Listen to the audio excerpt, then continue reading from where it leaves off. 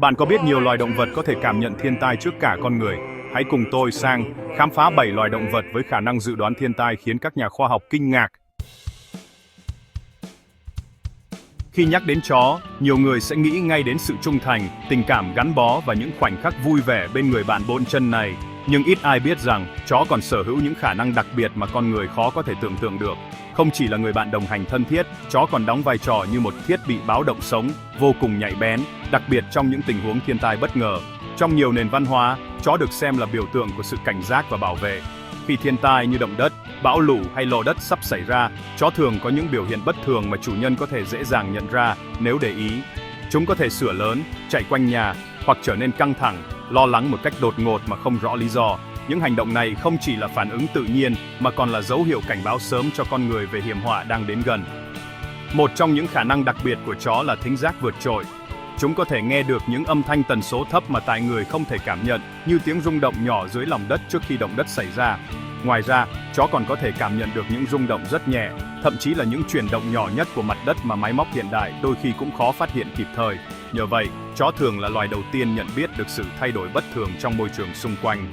Ở Nhật Bản, một quốc gia thường xuyên phải đối mặt với động đất, nhiều gia đình đã từng chứng kiến cảnh chó của họ bỗng nhiên sủa liên tục, cào cửa, hoặc thậm chí hoảng loạn chạy quanh nhà chỉ vài phút trước khi mặt đất bắt đầu rung chuyển.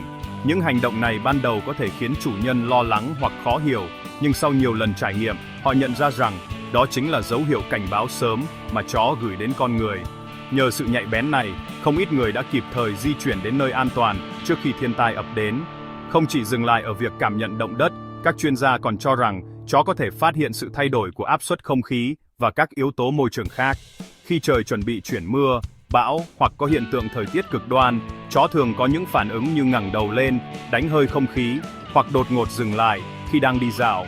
Những thay đổi nhỏ này là kết quả của khả năng cảm nhận môi trường cực kỳ nhạy bén mà loài chó được thiên nhiên ban tặng. Ngoài áp suất không khí, chó còn có thể cảm nhận được sự biến đổi của từ trường trái đất, một yếu tố thường thay đổi trước khi thiên tai xảy ra. Khi từ trường thay đổi, chó có thể trở nên bộn chồn, di chuyển không yên hoặc tìm cách báo hiệu cho chủ nhân bằng những hành động khác thường. Điều này đã được ghi nhận qua nhiều nghiên cứu khoa học và các câu chuyện thực tế từ khắp nơi trên thế giới, đặc biệt là ở những khu vực thường xuyên xảy ra thiên tai. Nhờ vào giác quan siêu nhạy, chó thường là loài đầu tiên phát hiện và báo hiệu hiểm họa cho con người. Trong nhiều trường hợp, chó đã cứu sống cả gia đình nhờ những hành động cảnh báo kịp thời. Có những câu chuyện cảm động về việc chó dẫn đường cho chủ nhân ra khỏi nhà trước khi động đất xảy ra, hoặc giúp gia đình tránh khỏi khu vực nguy hiểm khi bão lũ ập đến. Sự nhanh nhạy và trung thành của chó đã trở thành lá chắn, bảo vệ thầm lặng cho biết bao người trong những thời khắc nguy hiểm nhất. Chó không chỉ là bạn đồng hành trong cuộc sống thường ngày, mà còn là người bảo vệ thầm lặng trước thiên nhiên dữ dội. Sự hiện diện của chó mang lại cảm giác an toàn, yên tâm cho nhiều gia đình, đặc biệt là ở những vùng thường xuyên xảy ra thiên tai. Khi thiên nhiên trở nên khó lường, hãy để ý đến những biểu hiện của chú chó bên cạnh bạn. Bởi biết đâu, chính chúng sẽ là thiết bị báo động, giúp bạn và gia đình vượt qua hiểm họa một cách an toàn nhất. Sự gắn bó giữa con người và chó không chỉ là tình cảm, mà còn là sự đồng hành, bảo vệ và sẻ chia trong những thời khắc khó khăn nhất của cuộc sống. Mèo nổi tiếng bí ẩn, nhưng khả năng cảm nhận thiên tai của chúng còn khiến nhiều người kinh ngạc. Trước động đất, mèo thường trốn vào góc kín, bồ ăn hoặc rời khỏi nhà. Hiện tượng từng được ghi nhận ở Trung Quốc, châu Âu và Mỹ. Mèo cảm nhận rung động cực nhỏ qua bàn chân và nghe được âm thanh tần số thấp mà con người không phát hiện. Một số nhà nghiên cứu cho rằng mèo còn nhận biết sự thay đổi điện trường và áp suất không khí trước thiên tai. Dù khoa học chưa giải thích hết, mèo thực sự là những nhà tiên tri thầm lặng giúp cảnh báo hiểm họa tự nhiên. Cá có thể cảm nhận rung động và thay đổi áp suất nước cực kỳ nhạy bén trước động đất hoặc sóng thần. Trước thảm họa, cá thường bơi sâu xuống đáy, nổi lên mặt nước hoặc di chuyển thành đàn lớn, dấu hiệu từng được ngư dân Indonesia và Thái Lan ghi nhận. Hệ thống đường bên trên cơ thể giúp cá phát hiện chuyển động bất thường của nước và các dao động địa chất. Cá còn nhạy cảm với thay đổi hóa học và nhiệt độ nước, giúp chúng chủ động tránh nguy hiểm. Quan sát hành vi cá đã trở thành báo động tự nhiên, giúp người dân ven biển phòng tránh thiên tai.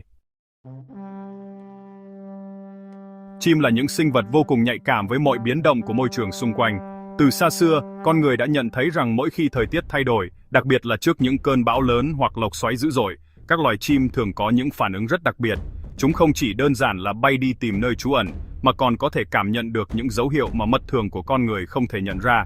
Đôi khi, chỉ cần một sự thay đổi nhỏ trong không khí, như áp suất giảm nhẹ, nhiệt độ hạ xuống hoặc độ ấm tăng lên là đủ để khiến cả đàn chim trở nên bồn chồn, lo lắng và chuẩn bị cho một cuộc di cư bất ngờ. Những phản ứng này không chỉ là bản năng sinh tồn mà còn là kết quả của hàng triệu năm tiến hóa, giúp chim thích nghi và tồn tại qua biết bao biến động của tự nhiên. Trước khi thiên tai ập đến, nhiều loài chim có thể rồi to hoặc di cư sớm hơn bình thường. Một ví dụ nổi bật là vào năm 2005, hàng nghìn con chim đã rời khỏi thành phố New Orleans trước khi cơn bão Katrina đổ bộ. Sự kiện này khiến nhiều nhà khoa học và người dân địa phương kinh ngạc, bởi lẽ các thiết bị dự báo hiện đại cũng không thể phát hiện sớm như những báo động sống này. Không chỉ riêng ở Mỹ, tại nhiều nơi trên thế giới, người ta cũng ghi nhận hiện tượng chim di cư hàng loạt trước khi xảy ra động đất, lũ lụt hoặc hạn hán kéo dài. Điều này cho thấy khả năng cảm nhận thiên tai của chim là vô cùng đặc biệt, vượt xa những gì con người có thể tưởng tượng. Đôi khi chỉ cần quan sát hành vi của chim, chúng ta cũng có thể dự đoán được phần nào những biến động lớn sắp xảy ra trong tự nhiên. Chim có thể cảm nhận sự thay đổi của áp suất không khí, nhiệt độ, độ ẩm và thậm chí cả từ trường trái đất. Những giác quan đặc biệt này giúp chúng phát hiện ra những thay đổi nhỏ nhất trong môi trường, từ đó đưa ra quyết định di chuyển hoặc trú ẩn kịp thời. Khi trời bắt đầu nổi gió, mây đen kéo đến hoặc không khí trở nên ngột ngạt, chim sẻ trở nên cảnh giác hơn bao giờ hết. Chúng có thể rụ lông, kêu gọi nhau hoặc bay thành từng đàn lớn để tìm nơi an toàn hơn. Một số loài chim còn có khả năng cảm nhận sóng hạ âm, những âm thanh tần số thấp mà con người không nghe thấy, nhưng lại là dấu hiệu báo trước của động đất hoặc sóng thần. Nhờ vậy, chim luôn là những người di cư nhạy cảm và thông minh bậc nhất trong thế giới động vật. Khi môi trường sống trở nên khắc nghiệt, như thực phẩm khan hiếm, nước dâng cao hoặc cây cối rừng rạc dữ dội, chim sẽ lập tức rời đi để tránh hiểm họa. Chúng không chỉ di chuyển đơn lẻ mà thường bay thành từng đàn lớn, phối hợp nhịp nhàng để bảo vệ nhau khỏi những nguy hiểm rình rập. Trong những vùng bị lũ lụt hoặc hạn hán, người ta thường thấy cảnh tượng hàng trăm, thậm chí hàng nghìn con chim bay lên trời, tạo thành những đám mây sống động giữa không trung. Đó là một cảnh tượng vừa hùng vĩ, vừa nhắc nhở chúng ta về sự mong manh của tự nhiên và tầm quan trọng của việc bảo vệ môi trường sống cho các loài động vật hoang dã. Ngoài ra, khi nguồn thức ăn trở nên khan hiếm do thời tiết xấu, chim sẽ di chuyển đến những vùng đất mới, nơi có điều kiện thuận lợi hơn để sinh tồn và phát triển. Ở các vùng nông thôn, nông dân và ngư dân giàu kinh nghiệm thường dựa vào hành vi của chim để dự đoán thời tiết. Họ quan sát cách chim bay, tiếng kêu của chúng, hoặc thậm chí là thời điểm chim rồi to để biết trước khi nào trời sẽ mưa, bão hoặc có gió lớn. Những kinh nghiệm này được truyền lại qua nhiều thế hệ, trở thành một phần không thể thiếu trong đời sống của người dân vùng quê. Đối với họ, chim không chỉ là loài vật bình thường, mà còn là những người bạn đồng hành đáng tin cậy, giúp họ chuẩn bị tốt hơn cho những biến động của thiên nhiên. Thậm chí, có những câu ca dao, tục ngữ dân gian nhắc đến vai trò của chim trong việc dự báo thời tiết, như chim bay thấp thì mưa, bay cao thì nắng, bay vừa thì râm. Điều này cho thấy mối liên hệ mật thiết giữa con người và thiên nhiên, cũng như sự trân trọng mà chúng ta dành cho các loài chim. Chim không chỉ là báo động sống của tự nhiên, mà còn là minh chứng cho sự kỳ diệu và đa dạng của thế giới động vật. Sự nhạy cảm, linh hoạt và khả năng thích nghi tuyệt vời của chúng là nguồn cảm hứng bất tận cho các nhà khoa học, nghệ sĩ và những người yêu thiên nhiên. Khi quan sát một đàn chim bay lượn trên bầu trời, chúng ta không chỉ thấy vẻ đẹp của tự nhiên mà còn cảm nhận được sự kết nối sâu sắc giữa các sinh vật sống trên trái đất. Chính nhờ những người di cư nhạy cảm này, chúng ta học được cách lắng nghe và tôn trọng thiên nhiên để cùng nhau bảo vệ hành tinh xanh cho các thế hệ mai sau. Ếch không chỉ kêu râm rắn khi trời mưa mà còn là nhà tiên tri về thiên tai. Trước động đất, ếch thường rồi ao hồ, di chuyển lên vùng đất cao, hiện tượng từng được ghi nhận ở Ý năm 2019. Ếch cảm nhận rung động nhỏ dưới lòng đất và thay đổi hóa học trong nước, báo hiệu hiểm họa sắp đến. Chúng cũng rất nhạy với áp suất khí quyển và độ ấm, những yếu tố biến đổi mạnh trước thiên tai. Việc ếch dồi ao hồ tập thể là tín hiệu cảnh báo tự nhiên mà người dân vùng sông nước luôn chú ý. Ông là máy đổ thiên tai nhạy cảm của tự nhiên. Trước bão, động đất hoặc sóng thần, ông thường dồi to hàng loạt hoặc bay loạn xạ. Như ở Nepal, trước trận động đất 2015, ông cảm nhận rung động nhỏ nhất từ mặt đất thay đổi áp suất không khí, điện trường và từ trường. Khi ông trở nên kích động hoặc bô tô, đó là dấu hiệu cảnh báo thiên tai đang đến gần. Khả năng cảm nhận độc đáo này giúp ông tồn tại qua hàng triệu năm và bảo vệ cộng đồng khỏi hiểm họa. Với là một trong những loài động vật có giác quan phát triển bậc nhất trên trái đất, không chỉ nổi bật với kích thước khổng lồ và trí thông minh vượt trội, với còn sở hữu khả năng cảm nhận rung động dưới đất mà ít loài nào sánh được. Đôi chân to lớn của chúng không chỉ giúp di chuyển vững chắc trên mọi địa hình, mà còn là những cảm biến tự nhiên cực kỳ nhạy bén. Nhờ cấu trúc đặc biệt ở bàn chân, Vôi có thể phát hiện những rung động nhỏ nhất truyền qua mặt đất, từ đó nhận biết được những thay đổi trong môi trường xung quanh, thậm chí ở khoảng cách rất xa. Điều này giúp chúng không chỉ sinh tồn, mà còn trở thành những báo động sống cho cả đàn trước các mối nguy hiểm tiềm tàng. Một trong những minh chứng rõ ràng nhất cho khả năng đặc biệt này là sự kiện sóng thần năm 2004. Khi thảm họa xảy ra, nhiều đàn voi ở Thái Lan và Sri Lanka đã bất ngờ rời khỏi khu vực thấp, chạy lên vùng đất cao trước khi sóng thần ập đến. Hành động này khiến nhiều người ngạc nhiên, nhưng các nhà khoa học đã phát hiện ra rằng voi có thể cảm nhận được những rung động tần số thấp do động đất dưới đáy biển tạo ra, những rung động mà con người hoàn toàn không nhận biết được. Nhờ đó, chúng đã kịp thời di chuyển đến nơi an toàn tránh khỏi thảm họa. Câu chuyện này không chỉ gây ấn tượng mạnh với giới khoa học, mà còn làm dấy lên nhiều câu hỏi về khả năng cảm nhận thiên tai của động vật hoang dã. Không chỉ cảm nhận rung động, voi còn sử dụng khả năng này để giao tiếp với nhau. Chúng phát ra những âm thanh tần số cực thấp, gọi là infrasound, mà tại người không thể nghe thấy.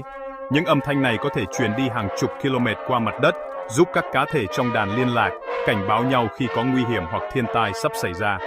Khi một con voi phát hiện rung động bất thường, nó sẽ phát tín hiệu cảnh báo cho cả đàn, tạo nên một hệ thống báo động tự nhiên vô cùng hiệu quả. Ngoài ra, voi còn dùng vòi để chạm vào mặt đất, lắng nghe và cảm nhận thông tin từ môi trường xung quanh, thể hiện sự phối hợp tuyệt vời giữa các giác quan. Những rung động mà voi cảm nhận được không chỉ là dấu hiệu của động đất, mà còn có thể là tín hiệu báo trước các hiện tượng thiên nhiên nguy hiểm khác như núi lửa phun trào hoặc sóng thần. Trong tự nhiên, các loài động vật thường có khả năng cảm nhận sự thay đổi của môi trường trước con người rất lâu.